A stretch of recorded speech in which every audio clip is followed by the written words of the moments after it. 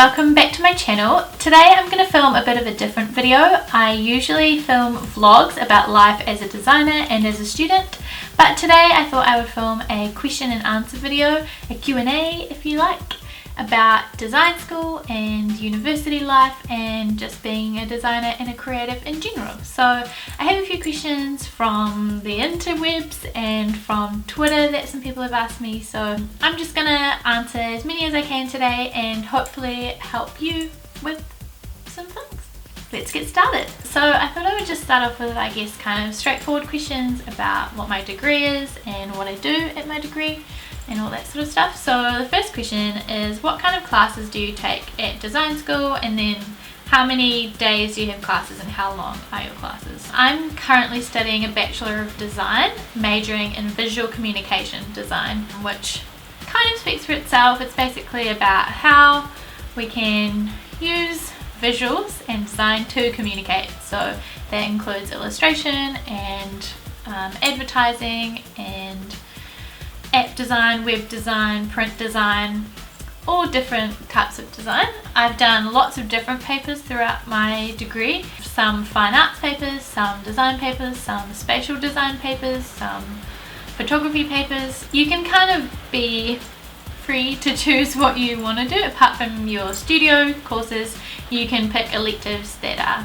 whatever you want. At the moment this year I have just done my studio paper and contemporary letterpress paper, which is hand printing with type, and I also did an interpretive typography paper. So that's what I've done this semester just gone, and next semester I'm continuing with my studio project and also doing a written paper because I quite like writing, weirdly enough. And so yeah, that's what the papers that I do. In terms of how much I'm at university, I have classes 3 times a week and they are 3 hours long. I had class on Tuesday afternoons from 1 till 4, and then Thursday mornings from 9 till 12, and then Friday mornings from 1 till 4.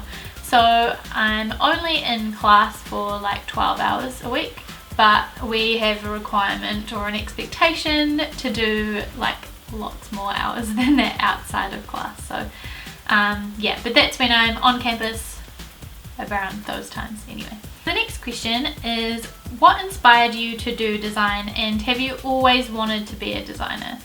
I haven't always wanted to be a designer. I've always been quite creative, but I wanted to be a teacher for a while. I wanted to be a fashion designer for a while, which I guess is kind of related. I wanted to be a marine biologist for a while. I've wanted to do quite a few different things because I just like learning, and I could never decide what I wanted to do until I discovered design. I was quite academic at school, so I thought maybe I would study English and become an English teacher, or I would keep going with science and do something scientific. And then I went down the path of creativity and discovered design. So I started doing design, painting and photography at high school, as well as drama and English, and that's when I kind of fell in love. And my teacher at high school was the best teacher in the world, and she inspired me to do design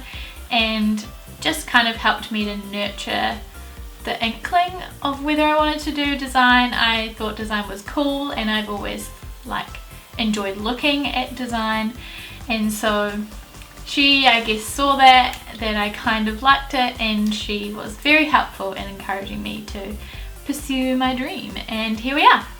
The next question is, how did you choose which university to go to and what degree to take?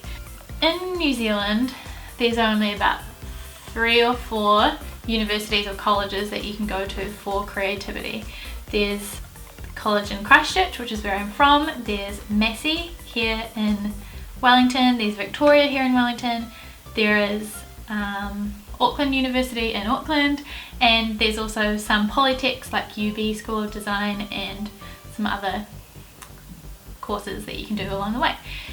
And I knew that I wanted to do a degree, and I went to all of the open days. I went to Auckland, I came here to Wellington and saw both universities, and I also went to the one in Christchurch at home.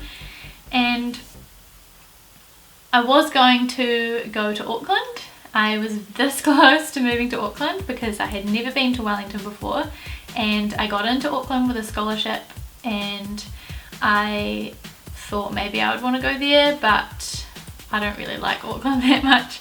And then I came to Wellington and I fell in love with the city, and I went to Victoria and it was cool, but they weren't offering the kind of design that I wanted to do.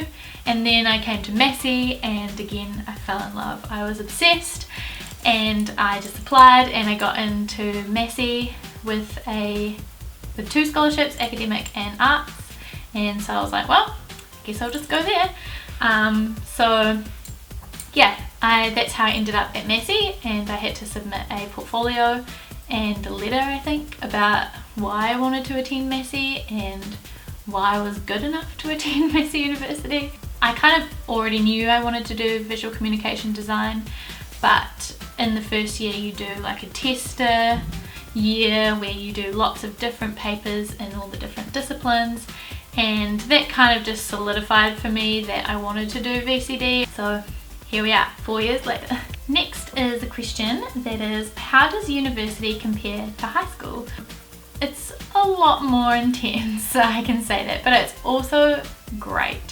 I felt that high school was a great introduction and was great at giving you the base skills. Like, I learned how to use Photoshop, and basically Photoshop, and I learned how to kind of be creative and take a question and answer it with design. We had to make panels, and the brief was that we had to make posters and collateral and lots of other things for a music festival. And so that was my first kind of taste of answering a brief, and I thought that was great to have to do that. But then university, obviously it kicks it up a whole notch and is more immersive into design and being a designer, not just kind of dipping your toes in, but you become a designer. High school is like obviously a lot less pressure, and it kind of gives you the chance to figure out whether you like design or figure out whether you maybe want to do something else. But when you get to university, it's a lot more full on, and it's a bigger decision if you decide you don't like it.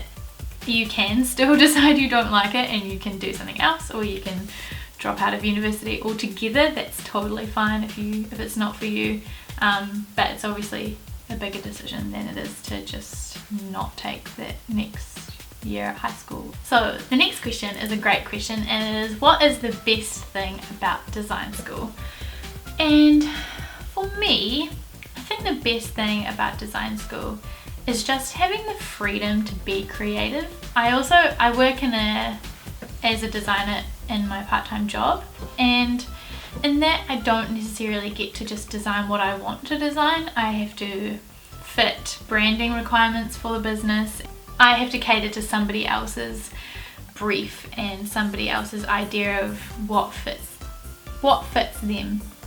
Whereas at university, the creativity is up to me, and yes, I have to fulfill a brief and I have to create a solution to a problem that's given to me often, but the way that I answer that is completely up to me. I can often decide if I want to do a website or an application or posters or whatever, and what style I want to do that is up to me. I can do whatever I want to, and that's what I love about design school, is that it's a great platform to figure out your style and your aesthetic and your way of working, while you are also learning a lot about like practically how to do design and how to get better at design. You also learn a lot about yourself, which sounds really cheesy, but it's true. You learn a lot about who you are as an artist and who you are as a designer, and yeah, that's what I love about design school. The next question is the opposite. It is,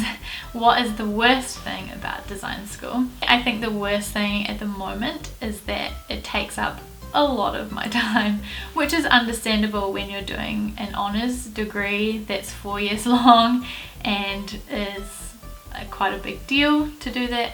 It's fine that it takes up a lot of my time, and that's expected. I knew that would happen, but I'm getting to the point where I just want to be running my own business or running this YouTube channel and my blog and working at my job and all those sorts of things. And I often will need to do uni work, but I really want to be doing something else, and so I'm finding that the hardest at the moment. And kind of, it's not necessarily the worst thing. There aren't really any worst things about design school. I kind of love it, but that's probably it at the moment, is that there are many times where I'd much rather be filming a video, or I would rather be working on freelance projects, or doing more hours at work, because that's what I want to be doing right now.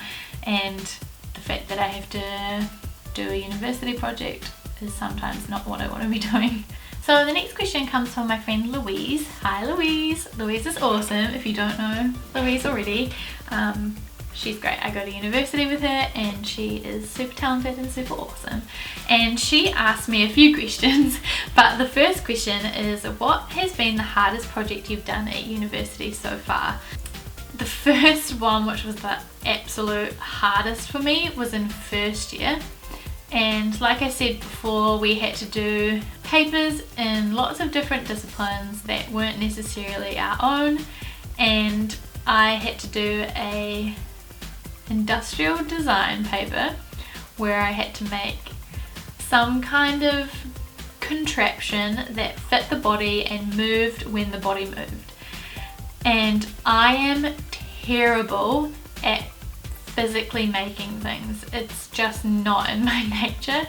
I'm so bad at it. I can use my hands for like typing things or doing things on the computer or painting or drawing, but making things is not good. And so I didn't do very well in that paper because I'm not very good at it and I hate it, so I had very little motivation to create anything great and put a lot of effort into it. I passed, which was fine, but it was the hardest paper I've ever done in my life because I was forced into doing something that I was both terrible at and didn't want to do.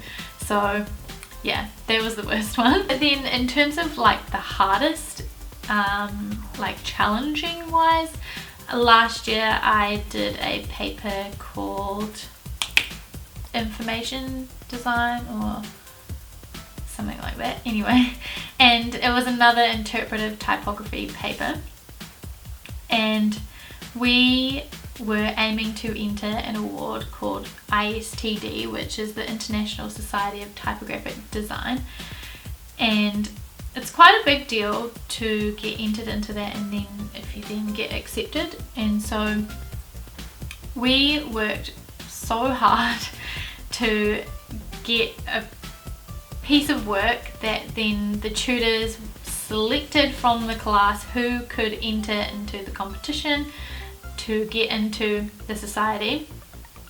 And then once we got selected by the tutors, we had to work even harder to make it better to then submit to the society.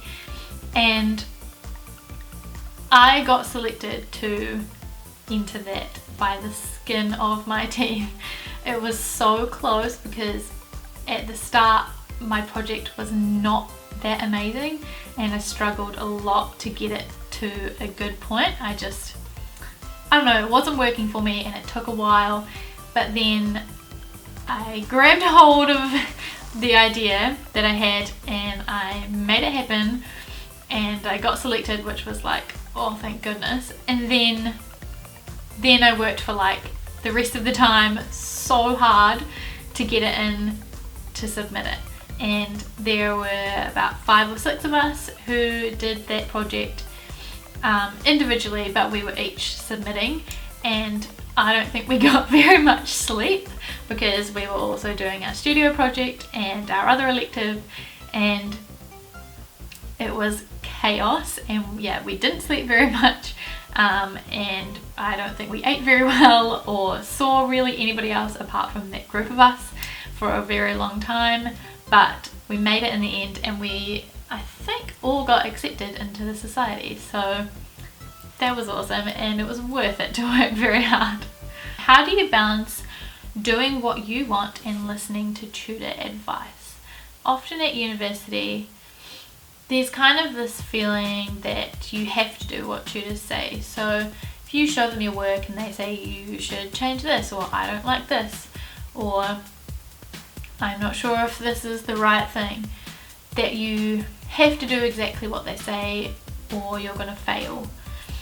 And that means that there's not a lot of, I don't know, I feel like there's quite a few people in our year who don't necessarily have the agency to make decisions, because there's kind of this culture of you kind of have to do what tutors say you have to do. But there are some people, including myself, who I don't take that.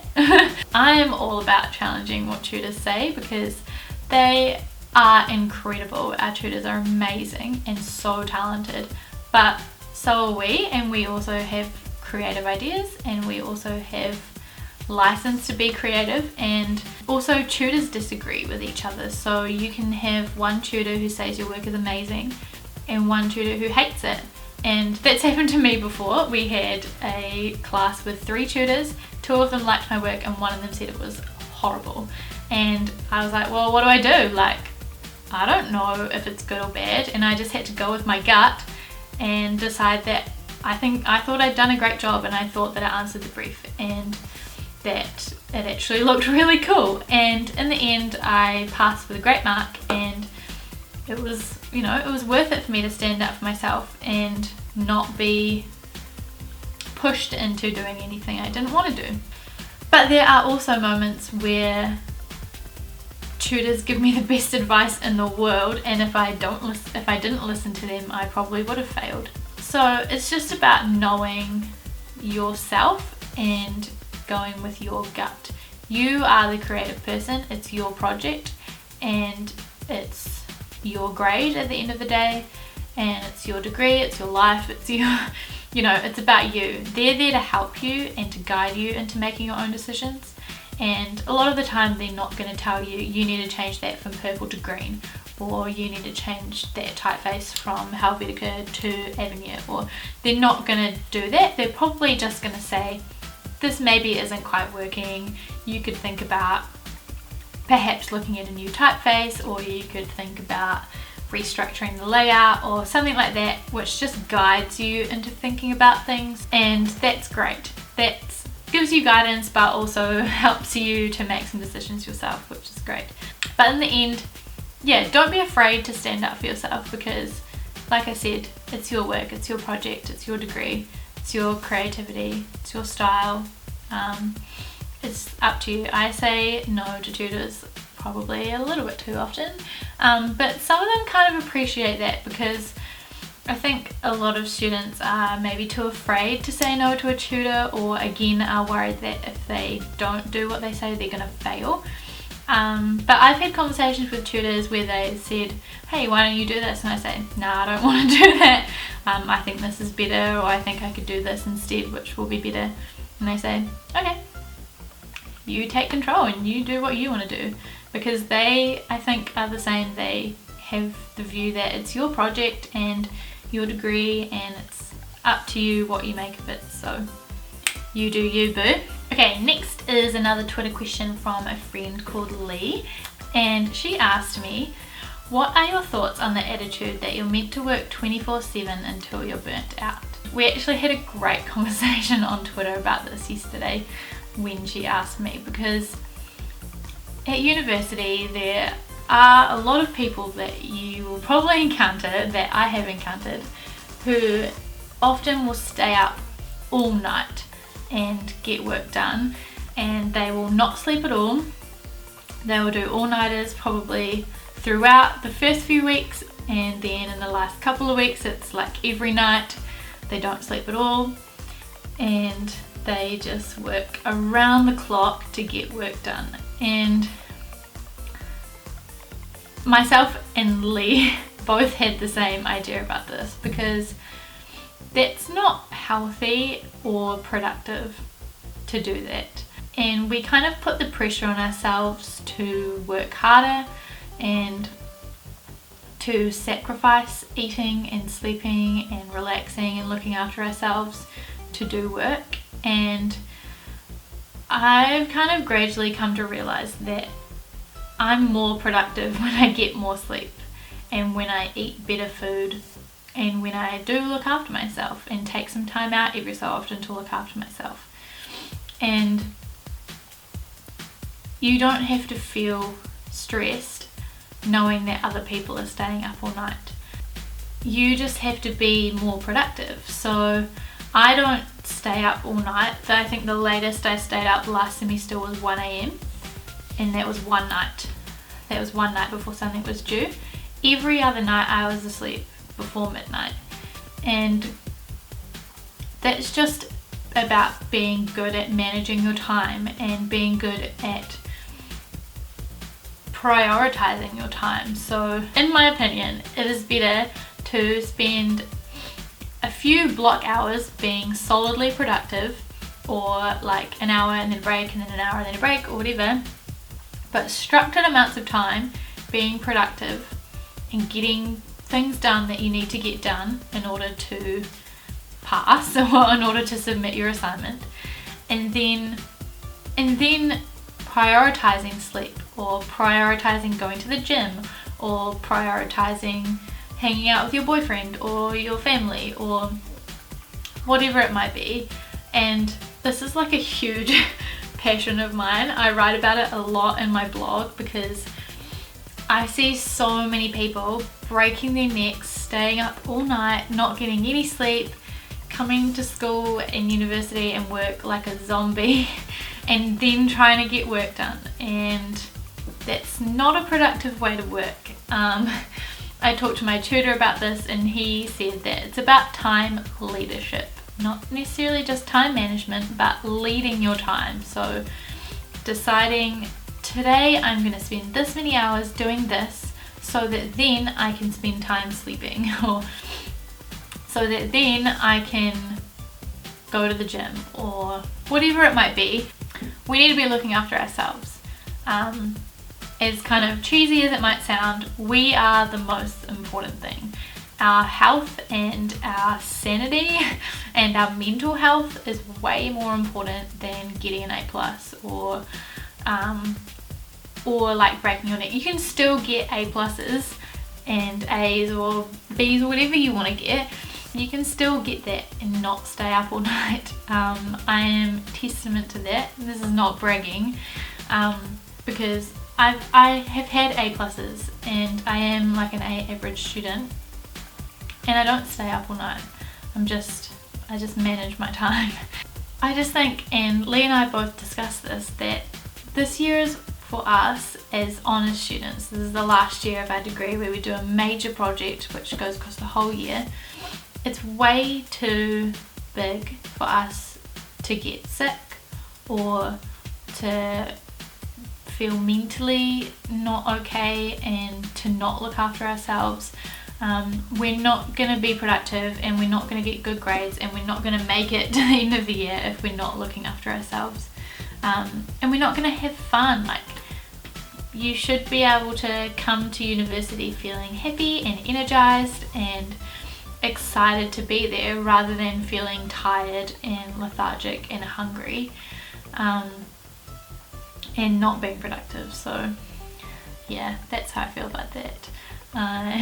Sorry for the rant, but like I said, I'm very passionate about this because it makes me sad when I see people staying up all night and not looking after themselves. I just want everybody to be happy and whole, and yeah, I'm a bit of a like big dreamer in terms of that, because I know that circumstances happen and people will still have to stay up quite late, and sometimes things happen and I have to stay up quite late because I didn't manage to get something done, and that's fine if that happens, but we shouldn't be doing it all the time. We should be looking after ourselves. We are number one. Okay, my battery is about to die, but I've filmed most of this video now, so I'm just going to say goodbye, and I hope that you have really enjoyed this video. I hope that it has been helpful or answered some of your questions that you had. And if you have any more questions, please leave them below in the comments, or you can tweet me or get me on Facebook or email me or find me in person if you know me, and you can ask me some more questions, and maybe I'll do another Q&A in the future. But yeah, thank you for watching. You guys are amazing. I hope you're being creative and productive, and yeah, have a great day.